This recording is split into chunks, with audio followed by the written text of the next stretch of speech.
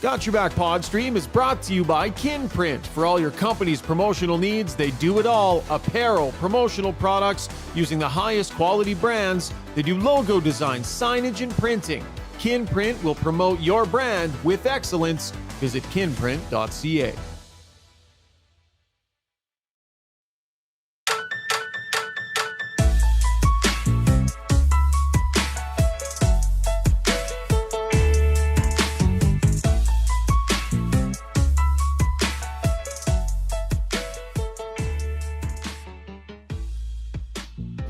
It's a lousy question, but I got to ask it. You got a Stanley Cup contender that's in 32nd place here. Are you worried about your job? No, I worry about taking care of my daily business and my daily process and making sure that I give my players something to focus on and concentrate on. No one's happy with where we're at. We all own it. We can be better, and that's where my focus is. It is a lousy question, but it did need to be asked. And Spec laying it out there for the head coach. There it is. Welcome to Got Your Back, folks. Can you believe it? 2-9-1. The Oilers drop one to the San Jose Sharks. Jason Strudwick standing by to break it all down. Got Your Back brought to you by our good friends over at Sherwood Buick GMC. If you missed out on the Friday the 13th sale and you wish you had attended, you're in luck. They got a big beauty going on here. Black Friday sale. Come on down to the store on November 24th and 25th to take advantage of their special Black Friday promotions, including up to $7,000 in discounts. That'll make you feel a little better, Oiler fan. Go get a nice truck at a fantastic deal. Mention the podcast sent you, and you'll get some specialized pricing. And as a free bonus, you'll get 3 free ultimate detail packages. Go see Phil and the crew in Sherwood Park or online at gmcpod.com as we're coming to you from our Sherwood Park Long Shot Studios. All game days, all day happy hour specials they have going on all game days. $5 Long Shots Lager. Great place to watch the game and to check things out. Well, Struddy, you know, I was like many other people out there. I was calling an Oiler rout tonight, selling the San Jose Sharks short and thinking that the Oilers were finally going to tap into a little bit of that magic that they seem to be able to find when they need it. They haven't had it this year, but this was going to be the night they tapped into it. They didn't tap into it, Struddy. That is a monumental letdown, and staring up at rock bottom is the title of this pod. That's where they are, pal. Yikes. Yeah. Big picture thought here. Well, there's an incredible story to write. If you're looking for a positive, like this is the ultimate comeback kid story of all time. But it is a monster job they have to do. There are 31 teams above them that they have to climb up past to ultimately do what they set out to start the year off. But you know, reality is, Shogger, you got to start with one shift, one period. And I know it's cliche, but honestly, you just haven't seen it. You just haven't seen it. So this is the team they are this year. What happened last year? We have to park that because this year we have not seen that team. Yeah. Man, oh man. We are live streaming on Twitter and on YouTube, and the chat's on fire already. So you can, Steve Taylor is going to try and manage it if he can behind the scenes, juggling hot potatoes. And in our Ask Us Anything segment, we'll engage with you, the fan that's listening. That's coming up. Let's get right to our breakdown segment here, Struds. We might as well get to breaking this thing down. Brought to you by Adrenaline Diesel. They specialize in heavy-duty truck and trailer repair, performance, tuning, parts, and sales. Adrenaline Diesel has 7 gigantic bays, and there's not much they can't figure out for you. Marty and the crew have high standards to leave your truck in great shape, like it's right out of the factory. Go to adrenalinediesel.ca. They made it close at the end. Doesn't matter, because somehow the Oilers did not show up with the right stuff tonight. They did the other night in Vancouver. Came out and played really well. We all saw the frenetic pace, the energy, the finishing checks. Tonight, Struds, they came out. San Jose had 2 of the really good scoring chances early on. I felt like the Oilers were on their heels. Somehow, on a night where they had to conjure up their best effort of the season, they allowed this game to be a complete no-hitter. A total no-hitter tonight, but I think they were for 15 hits in this game tonight. So the intensity wasn't there from the start, and they were squeezing their sticks. I don't know how they allowed themselves to start this game so crappy, but they did. Yeah, a little different start than what we saw in Vancouver the other night. I agree with you with the hits. I think that's there. But the one thing I take away is I thought that they were, I think, squeezing their sticks. There was so many like mishandling the puck or hope passes, and hope pass is what I would call, you're just kind of putting it to an area, hoping somebody's there. Double clutching on shots. And then double clutching, then someone getting in the way of your shot and blocking it. Like San Jose, give them credit.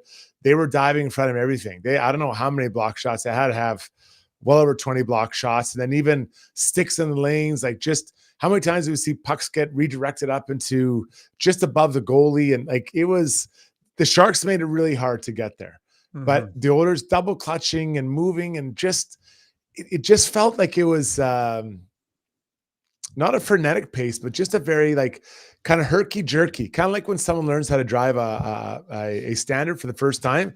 You're just like, it's not smooth. And that's how the whole game felt for the Oilers to me tonight. This team has had its guts ripped out. Their mojo is gone. Everything that was special about them before, that they could bring up those special moments, the players could find them. McDavid could find them. Draisaitl could find them.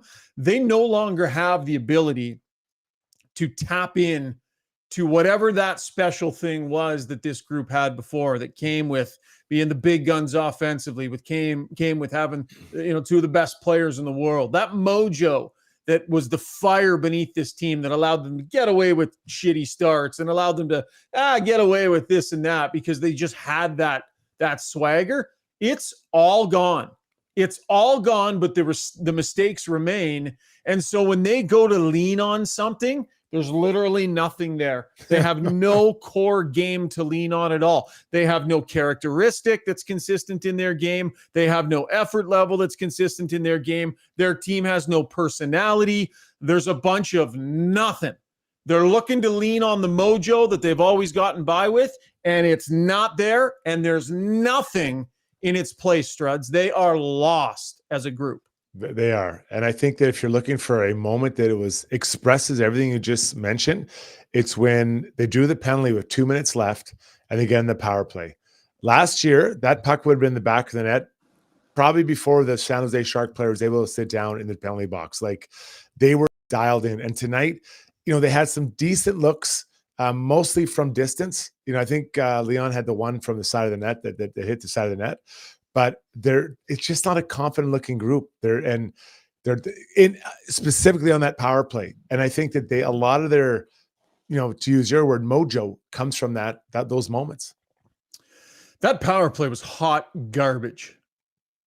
One of their most important assets. And I'm talking about early in the game. I don't mean later. Yeah. I mean, early in the game when they came out, had a shaky, nervous start. Their goaltender bailed them out. Their power play gets a look, and they were garbage. McDavid making that play. I mean, McDavid coughs up the puck for a shorthanded breakaway against in a moment where the team is needing something. That's just what we've seen from him, though. The surety in the hands is just not there the way it was before. The laser focus and the deadliness with Draisaitl's shot, it's gone. It's not there right now. And there is a massive crisis of confidence that is happening in this room right now. This is multiple times now that Leon Draisaitl has pointed to issues of confidence. We'll get to the Weiss Johnson down box here, a Draisaitl post game. It just happens. I've had weeks before, where it didn't go my way. This one seems a little more drastic because it's early on in the year. But I've had stretches like this before. Every player in the league has had stretches like this before. So I'm not overly worried. The goals will come. And if they don't, then, you got to continue to find different ways to score. Yeah, I mean, Draisaitl's susceptible to confidence too. He talked about that tonight. But here they are sitting in the basement, right? I think they're tied for 32nd, but with the tiebreak, I think they might still be in 31st based on points percentage. That's what the standings are showing at this hour tonight. So that's where it's at. But you know what's bizarre, Struds? That two of the best offensive players on the planet the two best offensive players on the planet the last little bit here, they are so middling with their production and are playing with so little confidence. How does confidence fall out of their game the way it has for players that are this amazing and high end? I can't recall seeing something like this, and both of them at the same time. Yeah, I think the challenge, and I understand what Leon's saying. He's not worried. He's not too worried about it. But the reality is right now that no one's scoring for this team. And so it makes it really hard. Usually you kind of have one guy kind of find it, lose his mojo, and another guy's coming up, or the guy's finding his confidence. But it seems like everybody's out. And when your two most dangerous players and two of the most dangerous players in the world are both really struggling, it makes it really hard because it doesn't flow for everybody else. And it's unfair to put it on their shoulders, but you're the leaders. You've done it before. This is where you're at. I feel that when you are struggling, you've got to really simplify your game. Make take as many shots as you can, make them hit the net, and just work your ass off. Just work your ass off and just get some ugly ones, because well, in Leon's case, he did get one last game, but it didn't seem to kind of get him going. But just to simplify it, and I was never a great goal scorer, but you sometimes got to outwork your problems, right? Outwork your struggles and try to find a way out that way. Let's dig into the numbers a little bit here. We'll paint a little bit of picture with some detailed numbers from Sportlogiq. So the Oilers, their best looks came off the cycle tonight when they got the tilt-to-whirl goal in the offensive zone and were working it around in the corners. 24-6 were the chances off the cycle in favor of the Oilers. San Jose had 10 chances off of turnovers in this game. Way, way, way too many. Oilers won 53.6% of the puck battles. Sportlogiq tracks that. So if you're wondering if it was sort of battle level issue, they won roughly just over half of the puck battles. I would suggest on a night like this that needed to be higher. 9-5 were the high danger chances. The power play goes 0 for 4, and they were just sputtering. The whole team struggling with confidence. Let's just break down the goals here really quick. You and I had a little text exchange. Jay Woodcroft after the game, on the blown coverage in front, he wanted to look back like 20 seconds earlier in the shift with some bad passes and some turnovers at the other end that led to the puck coming back. But your perception on Dylan Holloway's play in the slot there and Leon Draisaitl's 20 seconds or so leading up to that moment. Yeah, so we'll just take it right to the end there, and the puck is behind, presents itself behind the net, and Leon is working his way back to the front of the net, and then Dylan Holloway leaves the front of the net. So when that happens, there's a massive area. You could have dropped a 10-person spa right on that area there, and the player's left all by himself, right in the open, and bang, gets the puck, boom, no pressure, point blank, he's going to score. Can I take issue with your characterization of Draisaitl as working his way back to the slot? Well, I think Draisaitl was dragging his ass around for like 20 seconds on that shift. The only time he actually got a little get up in his step was when it looked like the puck was heading towards the other net. He was meandering around on the ice for most of that shift in his own end, Struds. And I agree with you. Holloway definitely can't vacate the slot like that. But you watch Draisaitl. Right. Oh, my goodness, on that shift.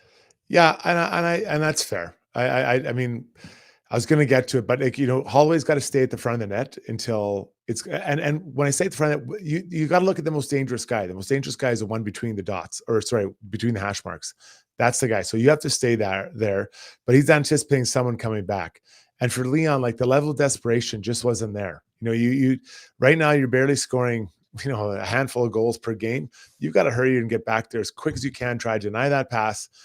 Just get your stick in around his stick, and Leon's strong on his stick, so it probably will limit it. But just not again. Just it's your guy, it's my guy. We'll both take him. No one will take him. Like, it's just really, really disappointing to see that, because it's just blown coverage. It's not a skill. Yeah. It's blown coverage. This is not goaltending at all tonight, by the way. Not even going to entertain that conversation. Like, Stuart Skinner did his job for the most part. These were big mistakes. The 2-1 goal.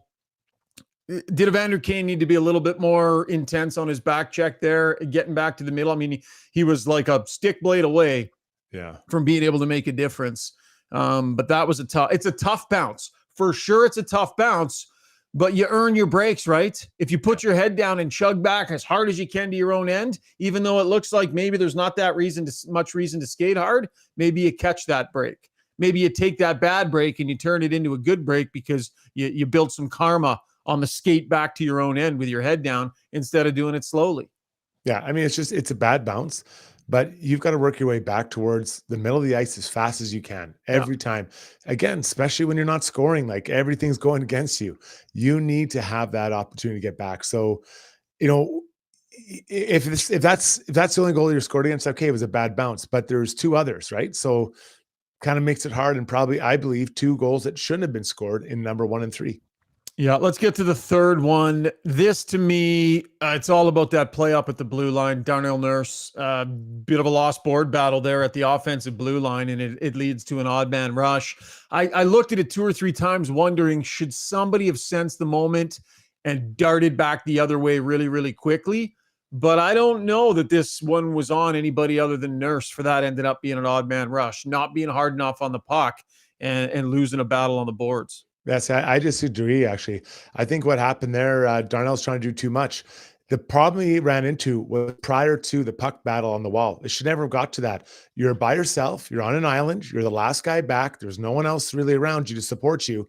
And he's trying to beat, I think that was Hurdle. You're trying to beat Hurdle. You just skate yourself right into the boards.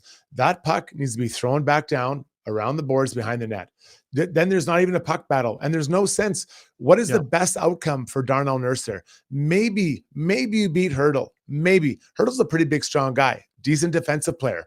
So he just trying to do too much, and it comes from a good place.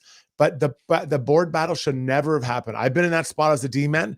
You just toss it back into the corner, live to fight another day. Let's get to the Weiss Johnson sound box. It's time to get that garage heated up because winter is on the way. Enjoy the luxury of a warm vehicle or heated man cave this winter. And installing a garage heater will also help if you have rooms above the garage that are always a little bit cooler. Keeps it nice and toasty warm. Go see the great crew down at Weiss Johnson. Weiss Johnson, whoa. All right, to the Weiss Johnson sound box. I think this is Leon Draisaitl again. 32nd place after tonight. Last in the league. Can you believe it? It's a reality. So, yeah. Just being reminded that they're sitting in and around that 32nd place. And I believe this next one's Jay Woodcroft. We're unable to find an answer, but we chased the game, and there were some, I think costly errors that led to goals against. Disappointing. Yeah, I mean, for them not to come out tonight, Struds, with all kinds of energy and all kinds of enthusiasm and all kinds of finishing checks and frenetic energy and all of that, I understand being nervous.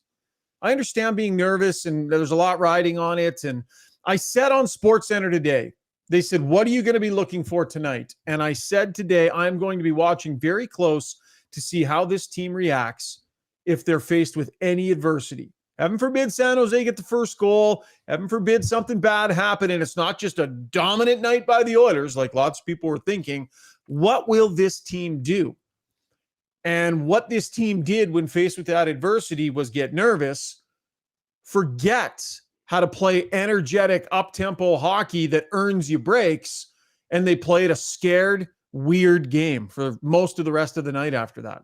Yeah, I'd agree. I think I would outline a couple of players I thought they were going for it. I'd say Darnell Nurse brought a lot of energy to the game. A nice goal.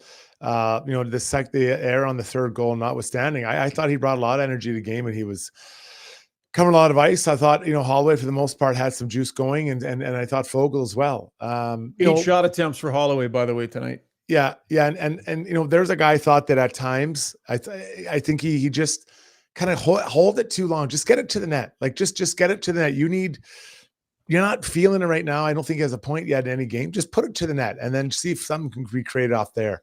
But I've been on bad teams, and unfortunately I played on some bad teams. I usually played great, but that few times where I was on a bad team, it's you just wait for something bad to happen. You think something bad's going to happen, and then you start doubting yourself. You're doubting your team, doubting what you're doing.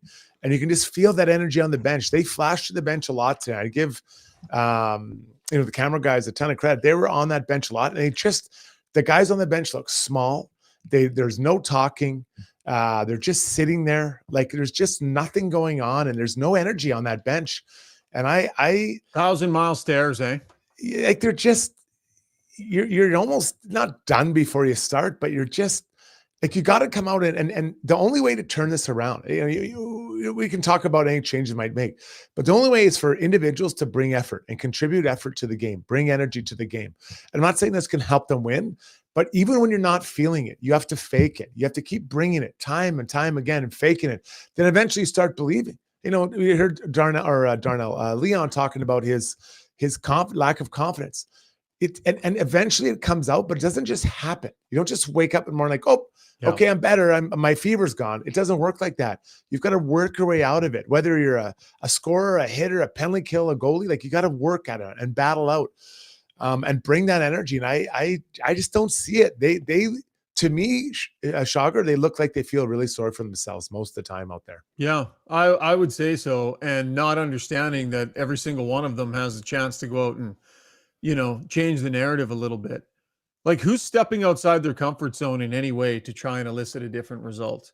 Who's going out there and like trying to do something different, this was the fact that it was a no-hitter, the fact that there was little to no aggression or aggravation, the fact that the Oilers just were basically tiptoeing through the tulips for the entire night, just trying not to make anybody mad, right?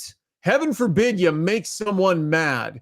There's more than 3/4 of this team that are just trying not to make anybody mad every single night and trying to make it look good along the way, finishing the odd little check here and there. Mm-hmm. It takes more than that to win in this league, and everybody has a share in that. And not enough players on this team are willing to do anything even remotely uncomfortable to try and elicit a better result. That's on all of them. That's on dressing room accountability, man. They have not been able to find that and bring that out in one another on this team. And the sign of a good team is when things are in the ditch, people start doing shit to pull it out of the ditch. And nobody's doing anything. Yeah, and I wouldn't disagree with that. And it's not just hitting, right? There's other ways. It's now, to be fair, the Sharks didn't have a ton of shots, but getting in front of shots, getting your sticks in the lane, maybe take a shorter shift than you want to. Like all those things that just add up. And again, I go back to the same thing. You may not be a vocal guy. It's time to start talking. It's time. Like your last place or second last place. Now's the time to start talking and saying, hey, let's get going. Come on. Good shift, Nursey. Way to go. Good. Like just any way to kind of get some energy going. And because it sucks when you're losing, it just sucks. It is so negative and just so, and it's just like a black hole of energy just sucked in there. So you got to step out of your comfort zone. And I'm not just talking about your third and fourth liners. I'm talking all the way to the top. Everyone has to try to contribute energy to the group more so than just when they're on the ice. Somebody's got to do something, and I don't know what that something is, but let's talk about that in our next segment. Should the coach be fired? Should the coach and GM be fired? Should there be a trade made, whether it's a smart trade or not, just to shake things up? Do they spend a bunch of assets, try and move the needle in net just because? Or should they preach calm and not overreact to this? What's the right thing to do? I'll tell you what, I can't imagine Daryl Cates is feeling great about things right now. And now he's got Paul Coffey right there, Jeff Jackson right there. They're staring down at Ken Holland, who's in his last year. The patience level has to be being tested in a massive way right now. Who knows? If you're listening to this on what day would it be? Friday, driving around, maybe something's already happened. And if it has, we'll try and update things. What should happen next? Has Woody lost the room? What are the next steps? We're going to dive into that right after this break.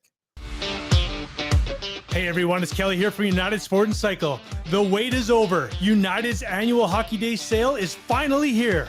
Save 20% off on select CCM and Bauer skates. Save 35% off on all Bauer and CCM Pro Stock sticks. And save up to 25% off on select Bauer and CCM equipment. And for you goalies, save up to 20% off select Bauer, Warrior, and CCM goal gear. Trust the experts at your home of hockey for over 95 years. United Sport and Cycle.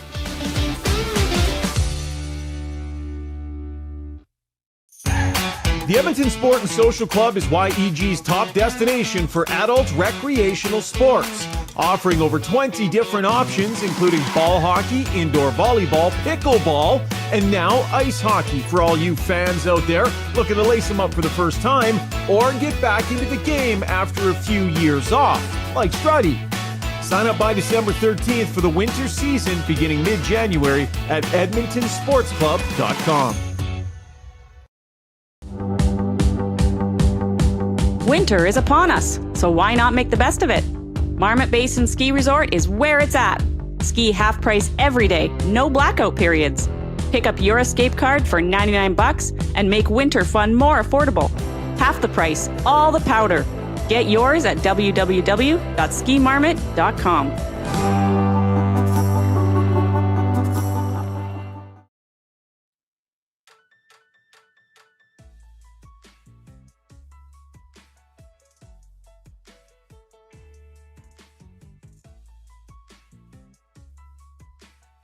You're muted there, Shoggy. The old mute button. Time now for takeaways, brought to you by Martin Motorsports. You did it last show too, Struddy. We're like once a show, us donkeys start trying to talk with the mute button on. Takeaways brought to you by Martin Motorsports. Looking for a new quad or side-by-side? Martin Motorsports is stocked up with a great selection of Can-Am Outlanders and Defenders ready to take home today. Still a great time to get outdoors and go for a ride. You know what I love? I love when our sponsors get along. So this is the brand new Can-Am HD5 Hunters Pro Edition that Rick from DLR Vinyl Products bought from Martin Motorsports. So our sponsors, visiting our sponsors, spending money. Pressure's on now, Chris. Got to go buy a vinyl deck or a vinyl fence or something for your house from Rick over at DLR, right? Little quid pro quo. Maybe go buy a truck from Phil, or, you know, if you're selling your house, use Reenie, the shark of the park. Like, I love it when the sponsors are spreading the wealth around a little bit. Good stuff.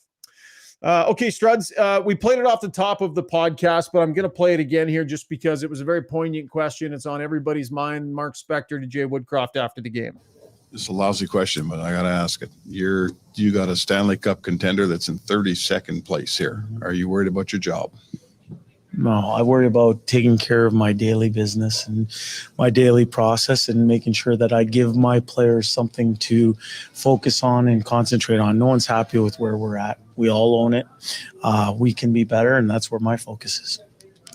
So normally I have a bit of a sense of what is going to happen and where things are at. I'm going to go full disclosure tonight. I'm a little bit lost on where things are in the moment because I believe frankly, there's a couple of factions within this organization, right? You've got Cates and Jeff Jackson and Paul Coffey kind of overseeing things. And then you've got Ken Holland, sort of the sage veteran on the front lines, making the actual decision in the moment. And he'll be doing that in conjunction. It wouldn't shock me if there's a massive level of impatience at the high end and they just want stuff done, including that. And if Ken Holland is preaching some patience here, I don't know that for a fact, but that's my gut. So I'm a little bit lost here on who might win out in a scenario like that, right? Who's actually going to make that final call? Is Ken Holland ready and willing at this point to pull the trigger? Is it even the right thing to do? I wouldn't do it yet. I would wait and see what happens in Seattle. If you win a game in Seattle and McDavid and Draisaitl get off the schneid, you've completed your 3-game road trip. It's been pretty brutal, but at least you finished with a win, and then you can see what happens next. I'd let the road trip play out here before I made the move, but it is white hot, Struds, white hot. What do you think? Where should it be at? Well, Sunday night you said that you think that they need to get 5 of 6 points. Now you're going to settle for 2. What's changed? Yeah, no, I know, but I didn't say 5 of 6 points and then, absolutely it's all over. I think you evaluate where you're at and evaluate what you've seen, and I think they need to let the road trip finish. That's my point. Let the road trip finish. Yeah, I mean, I stated that I wanted to see some uptick in play, right, and improvement. And like the thing is, it's like tonight, it's a bad team, but they outplayed San Jose, except they beat the Sharks but lost the game. If that makes sense, that's how I see it. And the problem is it's the San Jose Sharks. I wish I would have been saying this about the Vancouver Canucks. But they didn't. The Canucks beat them, and then tonight was here. So you know, it's a stepping stone. I guess you can use it as a stepping stone that, you know, you had some good moments, but there's a lot of things that are just out of whack, right? It's just not there. So is that on the coach or the players?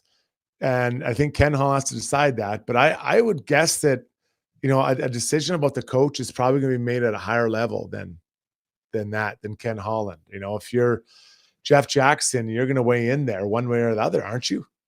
Oh, 100%. Yeah, no. Like Ken Holland isn't making this decision in a vacuum.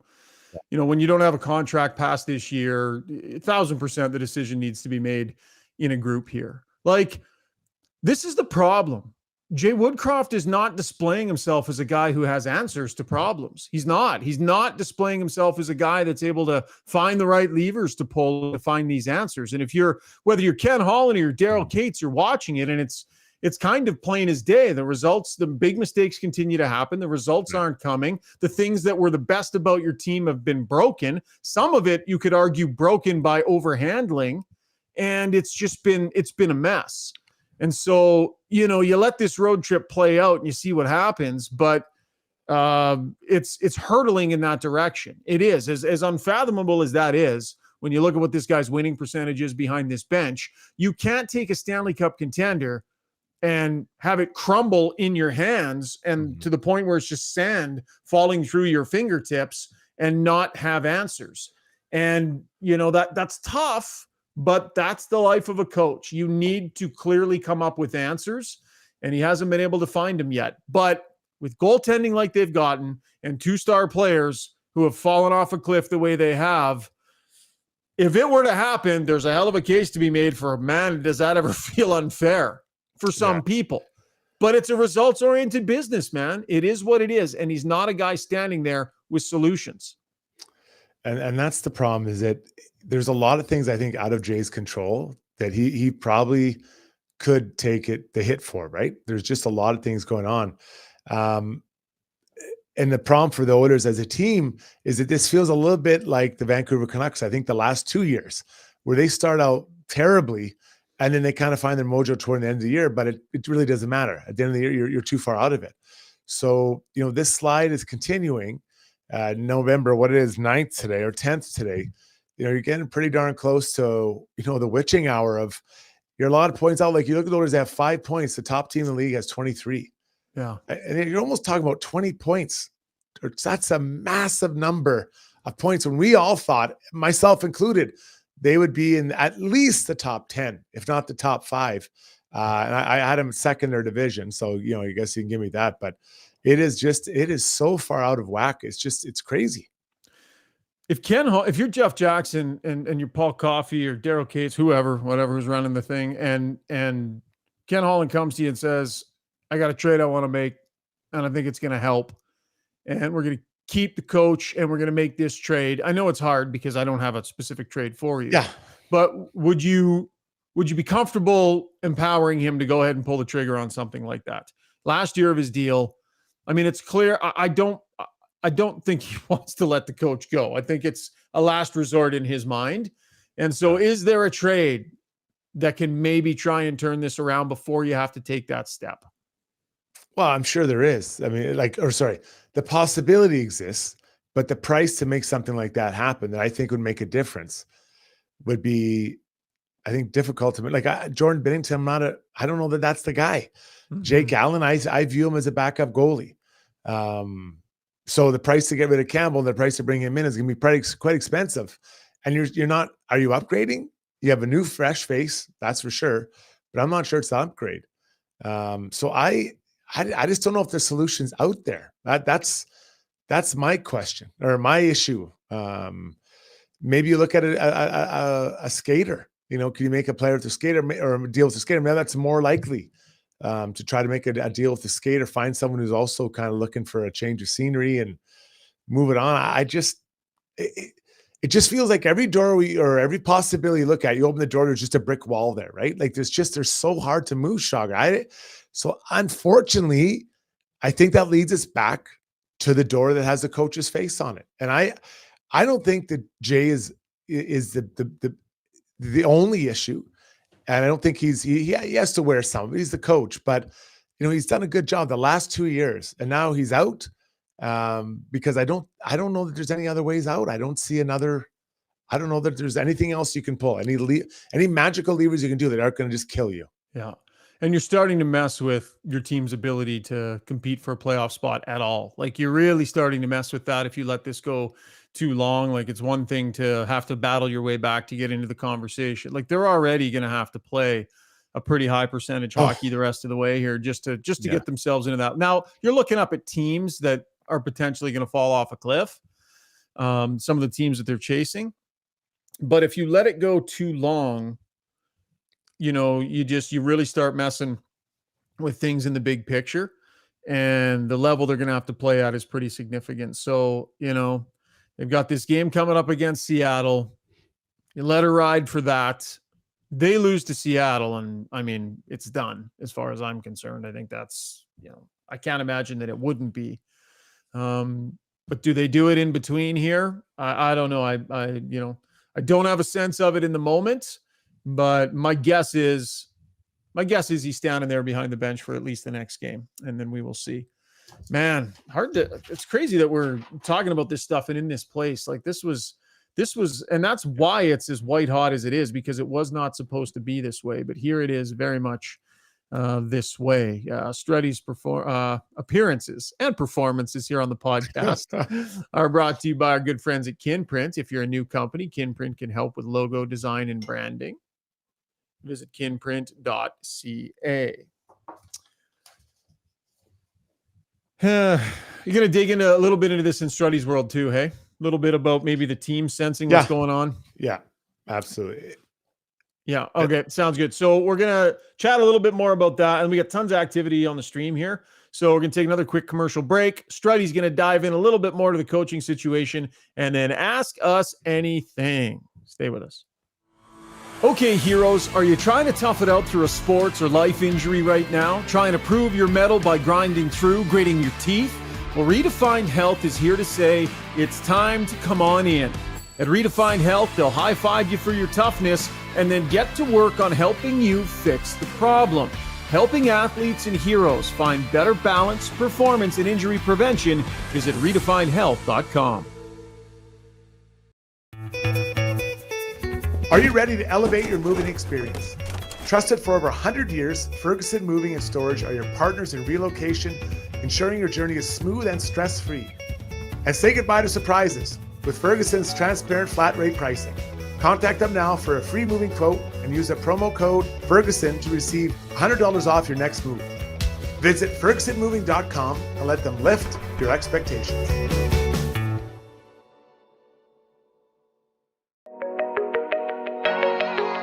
If you're looking for a night out on the town and want to make sure you and your fellow fun lovers arrive safe and in style, call Ahmed Enterprises. With their stretch limos and party buses, they can accommodate groups up to 22. Servicing Edmonton and area, Ahmed Enterprises provides luxurious, reliable, professional transportation. Whether it be weddings, parties, casino nights, game night at the arena, or any occasion, give them a call at 780-231-6018 or check them out online at ahmedenterprise.com. Mention Got Your Back sent you to get 10% off your luxury ride. Long Shots Golf is the destination for both golf enthusiasts and sports fans. Top-of-the-line TrackMan simulators provide a highly entertaining and accurate golf experience, while a full-service sports bar loaded with big screens and scratch kitchen make it a truly unique destination. They have locations in Sherwood Park in Edmonton. Experience the best indoor golf and sports bar in town. Visit longshots.ca. That's longshots with a Z.ca. When you make a mistake, heads should roll. It's not right. And I'm here. Someone has to put their foot down. Now that I say it out loud, it does sound a little crazy. God, I look good.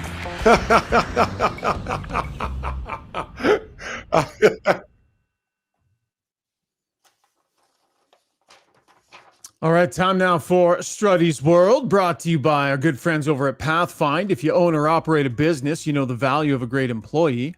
Pathfind is here to help you find your next star player to help take your business to the next level. They can help with recruitment, career transition, leadership coaching. They truly have your whole team covered. Find your organization's path forward at pathfind.ca. Struddy, what do you got, buddy? Well, we're there, right? You're at the point of the season, which is just 12 games in, where you're struggling, and there's a lot of talk about the coach of the Edmonton Oilers, Jay Woodcroft. Now, Jay's had a good run for a couple of years for sure. His third round, second round exits, that's pretty damn good for a guy that just came in and kind of turned things around for the team. But he struggled, and he's really struggled. And I want to talk a little bit about the perspective of a player inside the room. Players will say they don't pay attention to social media, but their friends do, their family does, and they might say, "Hey, what's going on with Jay? Is he going to be there? Is he not going to be there?" And it starts to weigh on you a little bit. And I was only in this situation once when I was with Vancouver, and Mike Keenan was our coach, and it was pretty well known that Brian Burke and Mike Keenan weren't going to last forever. So it's not like it's crazy that they thought he was going to get fired, but you're just always in the back of your head, right? You're always wondering, is this going to happen, or is this not going to happen, or is this guy going to get fired and let go? Then who would be the new coach? How does that affect me? So there is a little bit of a mental kind of gymnastics going on when you're in a situation where you're not sure if your coach is staying or if maybe one of your players is staying, and that can get in your head as well. And it's hard. It's hard to clear the mechanism and just kind of go and play and just go for it. But it does get in your head, even in the highest, the best players, even they're thinking about it. Because then you start thinking, well, man, I really like, in this case, Jay Woodcroft. I don't want to be responsible or partially responsible for his, ousting as the coach. So there's so many emotions going on in there. And I sometimes I forget what is going through a player's mind, whether it's he's struggling, the team's struggling, he feels responsible, he doesn't want the coach to be fired, or he does want the coach to be fired, or whatever. Like, there's just so many different things going on. I think that, that is also on top of starting with 5 points in your first 12 game, Shogger. So it's not easy, right? There's so many emotional things going on and mental gymnastics going on at the same time as a player. Yeah, it's got to weigh on you for sure. Here's a question I have for you in the big picture about an organization's decision to move on from a head coach like this. How much would you talk to McDavid before you do it if you're Ken Holland or Jeff Jackson or whoever? How much do you consult with Connor McDavid? Is it just, hey, heads up, this is happening? Is it, hey, heads up, we're in that vicinity? Is it, is there a world where Connor McDavid is like, we can't fire another coach? Like at a certain point, and it'll mostly come out of Toronto, it starts to look bad on the players and the leaders when it's coach after coach at a certain point. And, is there a time and a space for McDavid to have that say that, no, it's, don't do it, we'll figure this out? I don't know the answer. I'm asking the question. I genuinely don't know the answer. My gut is he would be drawn in at a certain point, but maybe it's pretty late in the game at that. Maybe you don't put him in a position to have to weigh in either way. Or I don't know what that dynamic would be. Yeah, I think every player would be, every situation would be unique. But let's be clear. They're not asking the third line left winger what he thinks about this coach. That is, unless that's your captain. In the case of Dave Lowry, right? Who's kind of, or Dave Lowry? No. What's Lowry? That? Sorry? Winnipeg. Who's Lowry's?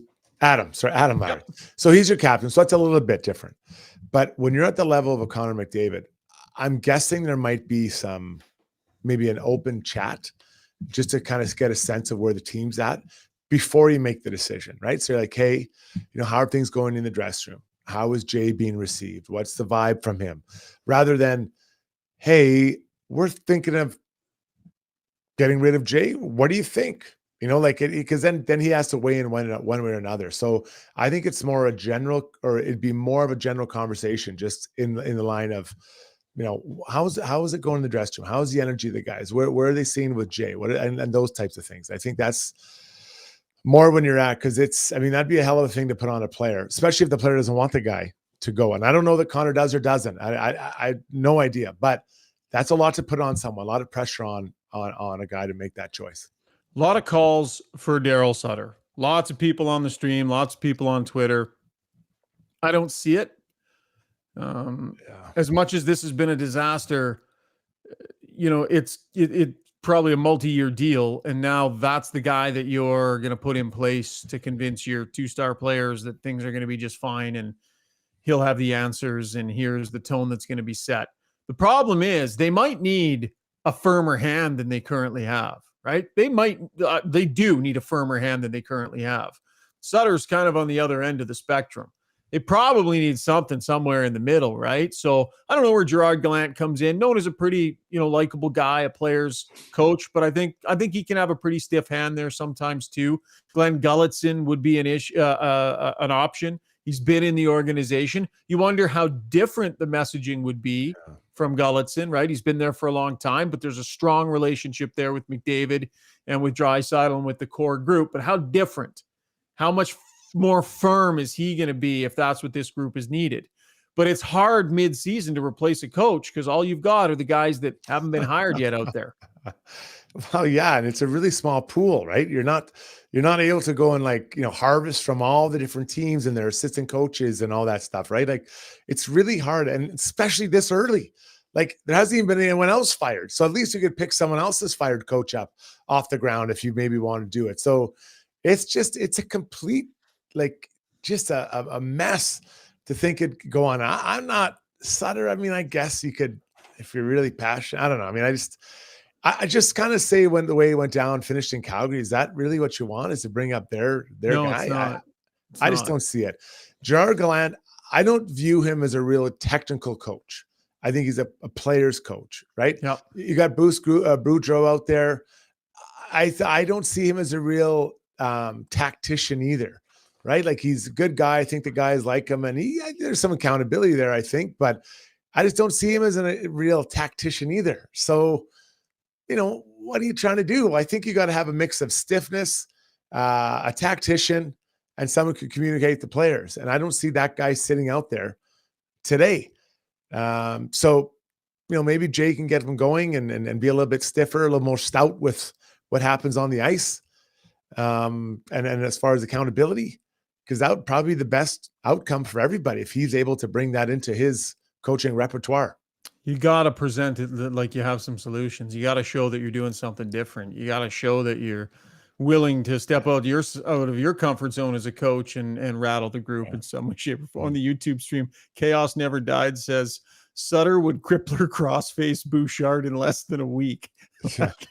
Imagine that combination of Daryl Sutter and Evan Bouchard, the way that he's played for a whole bunch of this season. All right, that was Struddy's World, brought to you by Pathfind. Let's get to Ask Us Anything. We're going to get to you here on the live stream. Lots of great action here happening. We appreciate all your contributions. It's been a little chaotic in there, but Steve has been keeping an eye on it. Ask Us Anything brought to you by the Shark of the Park, Renee Buclan of Maxwell Devonshire Realty. She's all about amazing service for her client because buying a house is a big deal, right? Most of us have had to do it. You need someone you can trust and is working 24/7 to sell your home or to find you a new one. So call Renee at 780-994-0280. Renee's still got her Oilers sweater on. She's not a fair weather fan, Struddy. The Shark of the Park can ride through even the toughest times. Look at her in that graphic above your head there, She's buddy. grinding it out. She's grinding. The Shark of the Park is grinding it out. Steve, you're grinding it out, trying to handle this mess on the stream. Go ahead and have at her. Yeah, it's a mess. There's just a lot of doom and gloom and plans for the future 2-3 years from now. Some more specific stuff. Shane Matheson says Fogle is the only forward that will actually crash the goal. Just thoughts on forwards and sort of, should there be more forwards just getting dirty? 100%. Like 100%, there needs to be everybody. This is what I'm talking about when you're saying stepping outside your comfort zone. Hey, Struds. Like, did you see Ryan McLeod on that net drive where he drew a penalty? Yeah. He almost talked himself out of it. He almost didn't do it. He looked at it and was like, had no choice, so he took it to the net, and he drew a flipping penalty. He almost talked himself out of it, Struds. I hope that someone, when he came back to the bench, said, hey, man, that's who you are. Or that's who he needs you to be, because you haven't been that guy. And not a coach. I'm talking a teammate. I'm talking Connor McDavid, Evander Kane, Zach Hyman, Nugent Hopkins.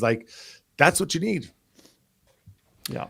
Neil Garrity says, what can a team do in practice that will make them work harder in games? Not a bag skate, but there's got to be something. I'm tired of the bag skates. You do competing drills, right? So like, 3-on-3 down low, 2-on-2 in front of the net.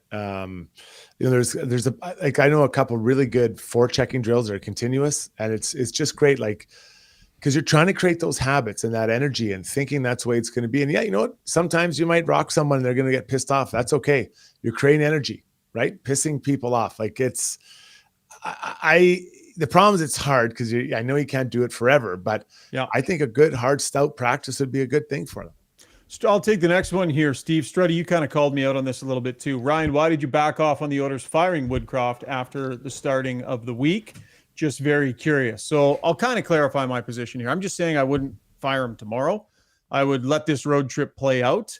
If they grab a win in their final game, you can maybe read into it, see how you're feeling after that. But I'm just saying I wouldn't necessarily do it tomorrow. When they get back from the road trip, I think all bets are off at that point. You can, look to Sunday and maybe there's a decision made at that point. I would just let the rest of this road trip play out. It was always about letting the road trip play out and then kind of making the call there. I'm not sure I'd step in midstream on a trip here, Struddy, and pull the trigger. Yeah, I mean, but if you're if you're wondering, I think that not you, but if the organization is wondering, I think you've already made your choice, right? Like that's the hard part. I don't like coaches blowing in the wind. Like you think about Bruce Boudreau last year when they're saying, Bruce, there it is. And everyone and their dog knew that Rick Talker was taking over.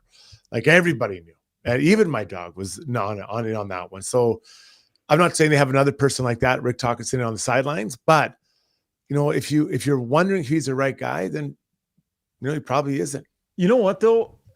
This is the thing. I don't think anybody questioned if Jay Woodcroft was the right guy to coach this team this year. I don't think there was much doubt about that coming in. Yes.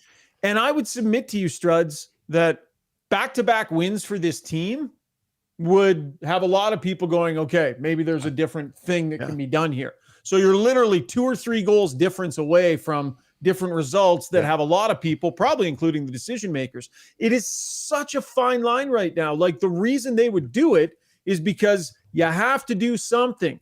And can you make a case for it? All the things I laid out, not having solutions, the defensive play break, you can absolutely make a case for it.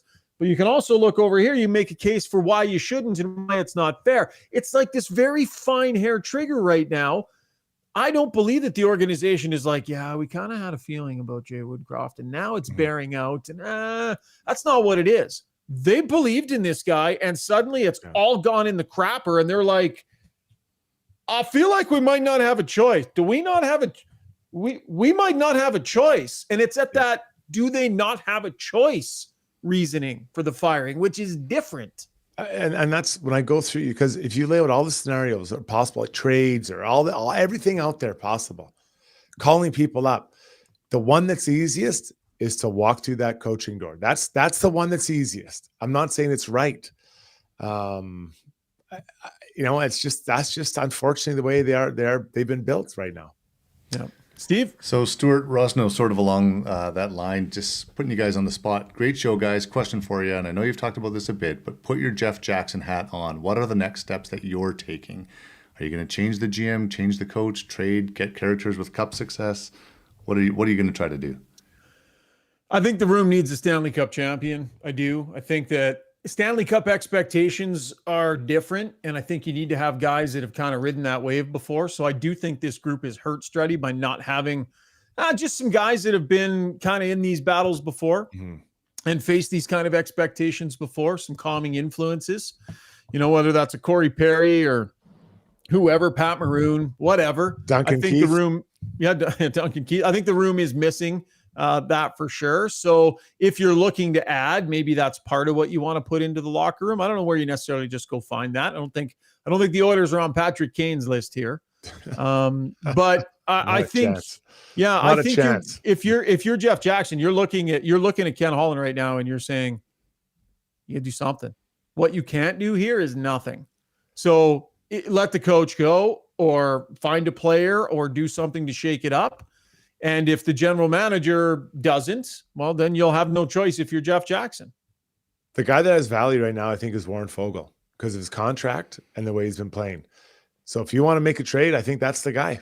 That's the guy. If you want to shake it up, unfortunately, you need more Fogle Wouldn't you be looking for Warren Foegele in a trade to help this team? A guy that skates hard and finishes checks and works hard and, maybe isn't the most skilled, but like gives you the meat and potatoes you're looking for. I mean, they got enough guys that can skate well that aren't scoring. Who, the Oilers have that? Or they? Yeah, I agree. But I say, if like, who else is right now would you trade for if you're a coach? Like, everyone's trying to push Ryan McLeod out the door. So why? What are you getting there? Who'd you rather have? If you called me and said, "Hey man, I'd really like to get whoever, name a player on another team. I would like this guy." Okay, I'll give you Warren Foegele, or I'll give you Ryan McLeod. I'm sorry, what'd you say? I'll take Warren Foegele. Okay, that's how it's going to work. That's how it plays out. Like I don't want Ryan McLeod. I want Warren Foegele. Don't you? Mm-hmm.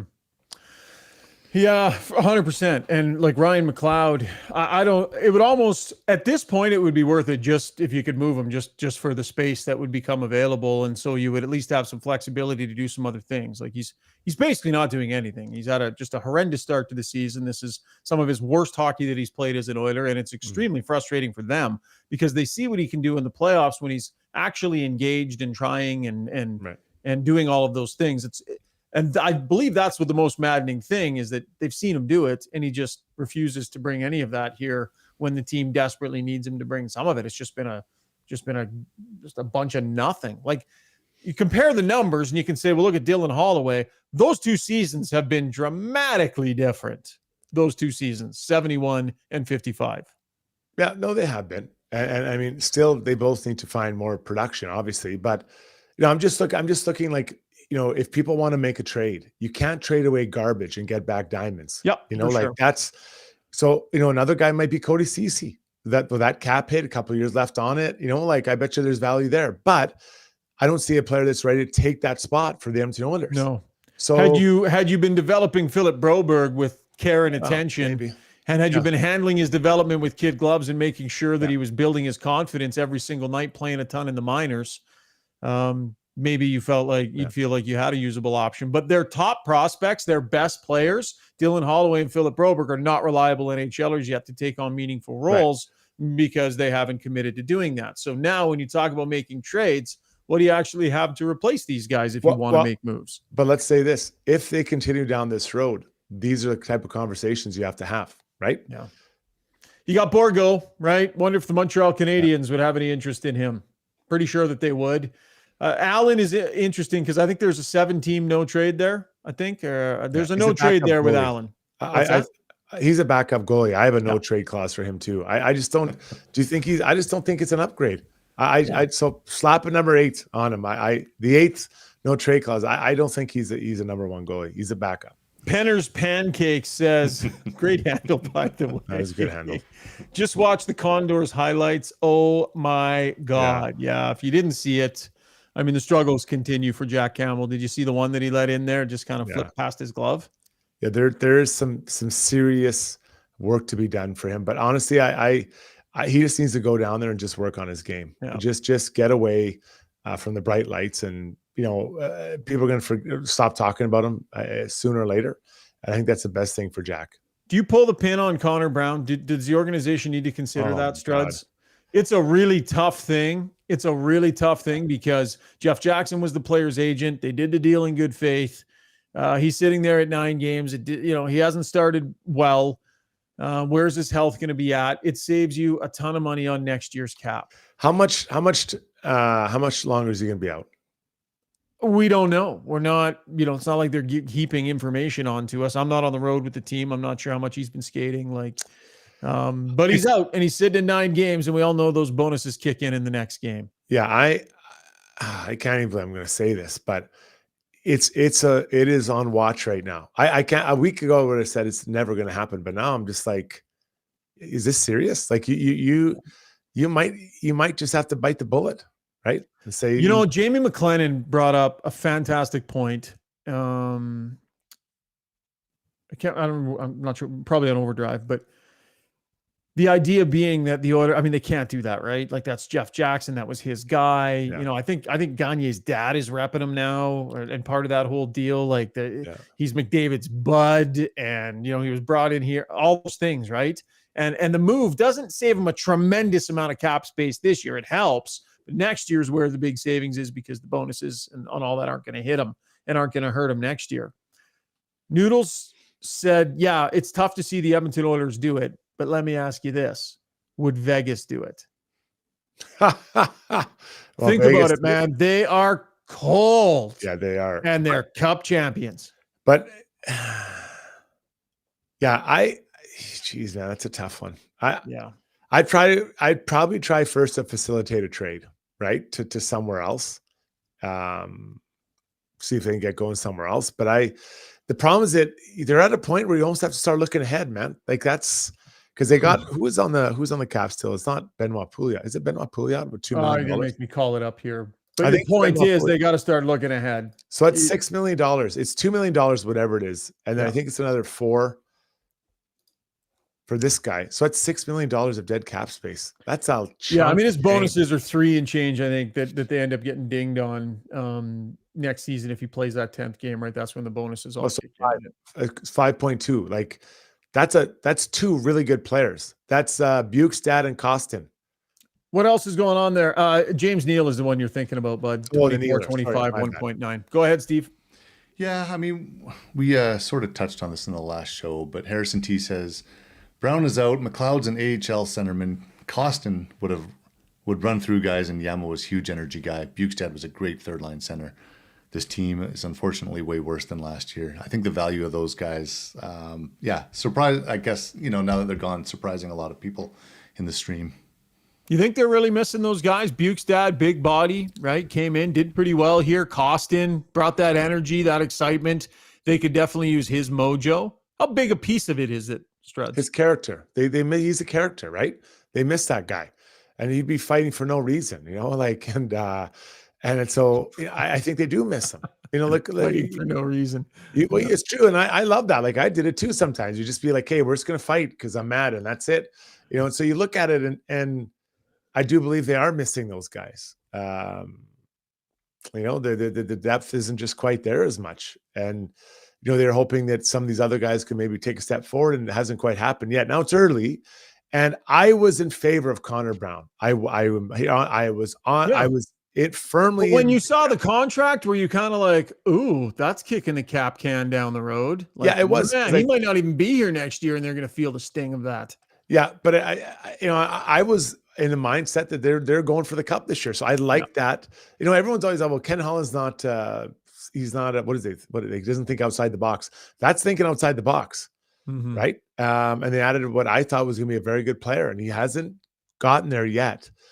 It's a very small window, though. 9 games is really small. And he played 4 games at the start of last year, missed a year, right? Yeah. And the engine is still good, man. He still moves good. He's still, you can see the value in his game and how much it'll help this team if he can figure it out with the hands and the rest of the game. Yeah. And I think that will come. I do think that will come in time. There was an earlier comment on the stream. I texted to myself because it was good. Chemo Man he's just swinging in the wind, man. He's so angry. He says, hire Dave Tippett and then fire him again right away. He just wants. Yeah, there's a lot of anger. And trust me, those players are pissed off. Like they are. Oh, pissed. Man. Yeah. Because this is not what they wanted to. Like, we can talk about how, the fans and everyone's all frustrated they're not having. These guys thought they could win a Stanley Cup. Right now, they're 31st place. You know how far the Stanley Cup is away from that?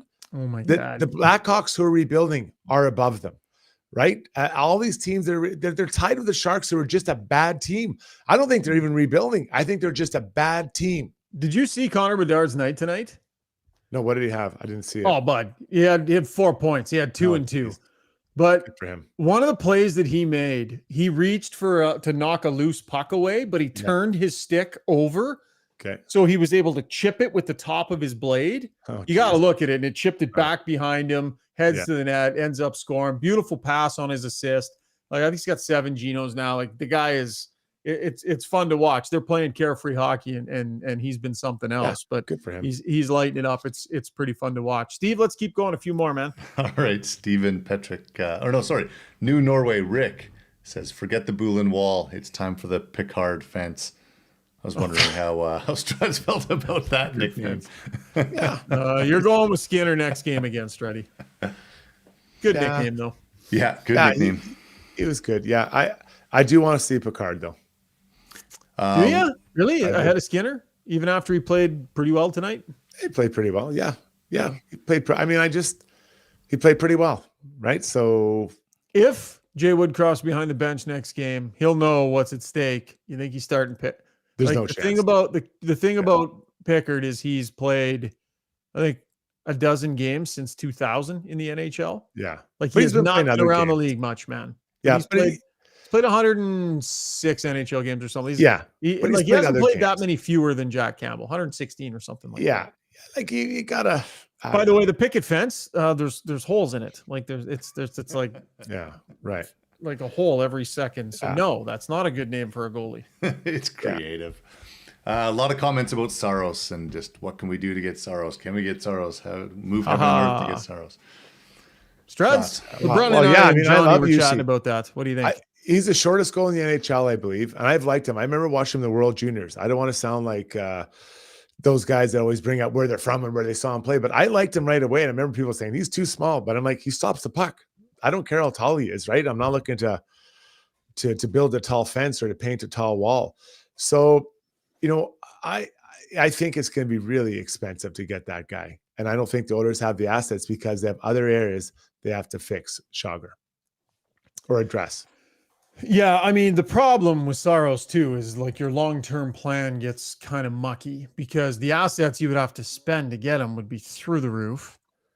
And then the assets you would have to spend to get rid of Campbell would be through the roof. Yeah. So now you've stripped the organization down to parts. And Ken Holland has said, he doesn't want that. Like he wants to leave this organization in decent shape. He doesn't want to necessarily do that.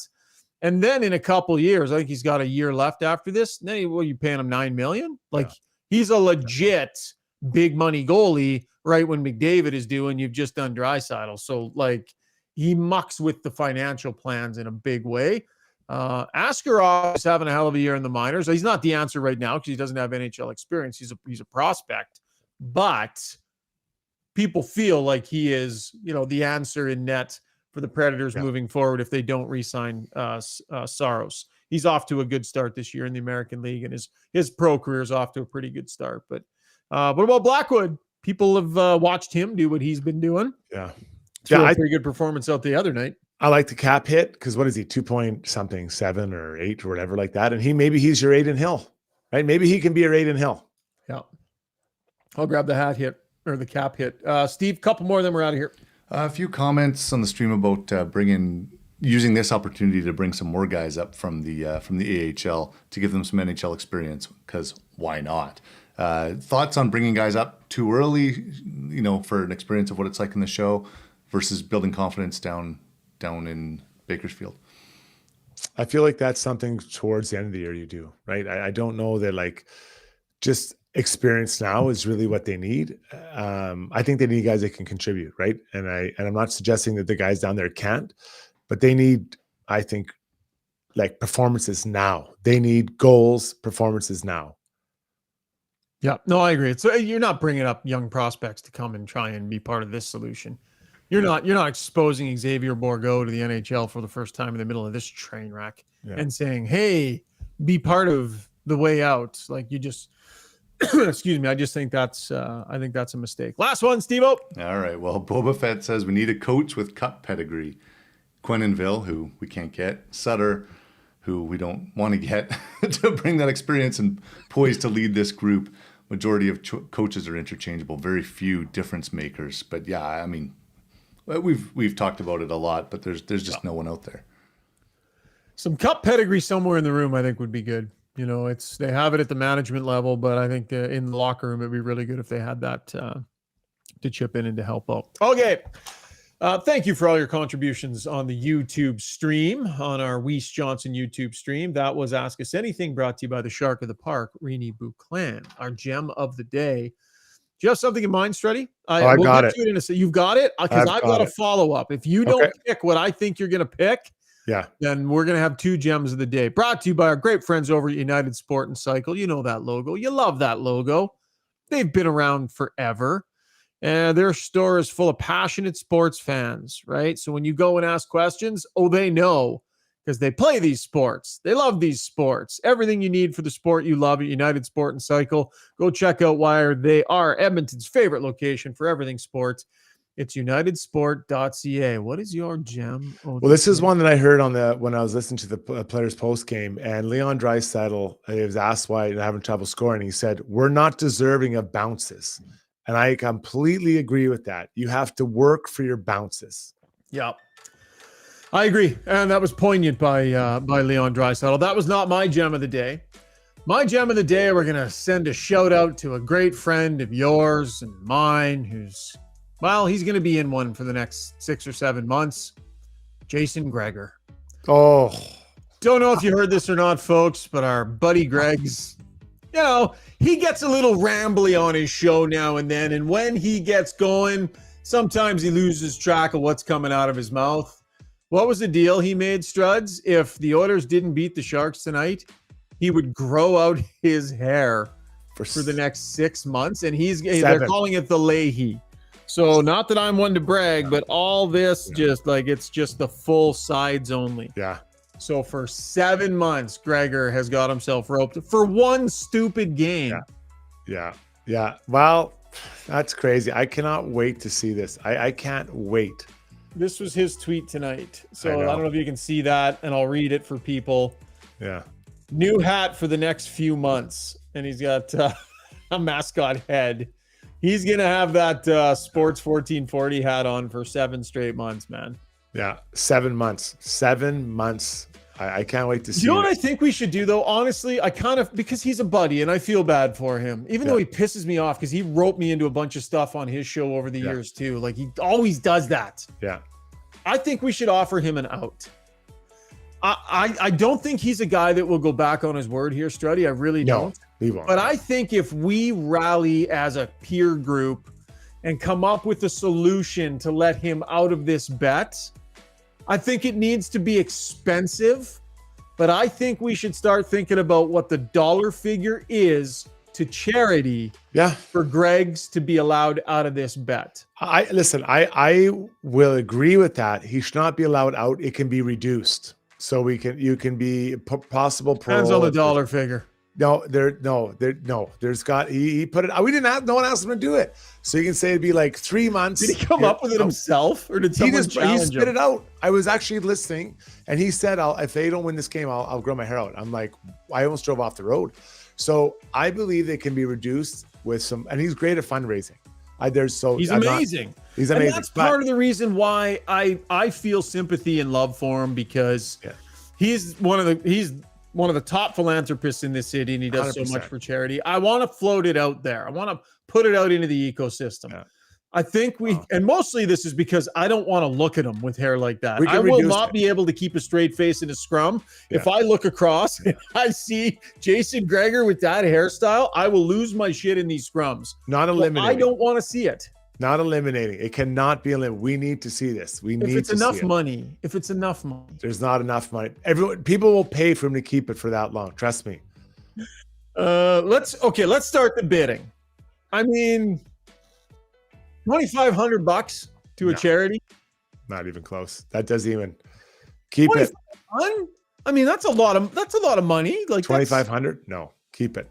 It's not. You think that's not enough? I'm telling you, it's not enough. All right. No, not happening. Let's start putting it out there. Let's figure out what the dollar figure is for him. He might not want out of it. He might say, screw that. I'm a man of my word. I'm doing it. But Greg's, I got your back.